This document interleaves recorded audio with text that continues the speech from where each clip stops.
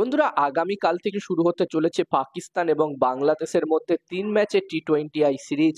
Bangladesh team এই মুহূর্তে পাকিস্তান সফরে আছে। পাকিস্তানের বিরুদ্ধে তারা ৩ ম্যাচের টি-২০ সিরিজ খেলবে এবং এই ৩টে ম্যাচই হতে চলেছে লাহোরে। লাহোরে গাদ্দাফি স্টেডিয়ামে ৩টে ম্যাচই হবে।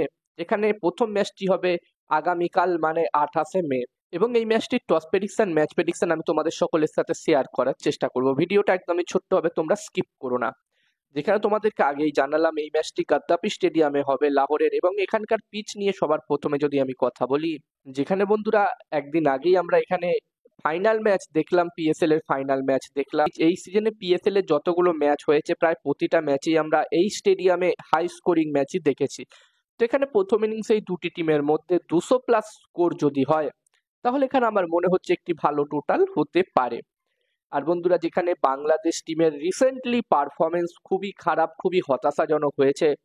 তারা তাদের শেষ 3টে টি-২০ ম্যাচের মধ্যে ইউএইর বিরুদ্ধে তারা তাদের শেষ 3টে টি-২০ ম্যাচ খেলেছিল, যার মধ্যে তারা 2টো ম্যাচ হেরেছিল, একটি ম্যাচ তারা জিতেছিল। সিরিজটি তারা 2-1 ব্যবধানে হেরেছিল এবং তার ফলে তাদেরকে বাংলাদেশ ক্রিকেট টিমকে প্রচুর পরিমাণে ট্রোলও করা হয়েছিল। তারা ইউএইর মতো টিমের কাছে টি-২০ সিরিজ হারার ফলে।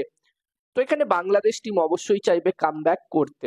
যদিও বন্ধুরা ইউএইর তুলনায় পাকিস্তান টিম অনেকটাই শক্তিশালী, দেখার বিষয় থাকবে পাকিস্তান টিমের বিরুদ্ধে তারা কিরকম পারফরমেন্স করতে পারে।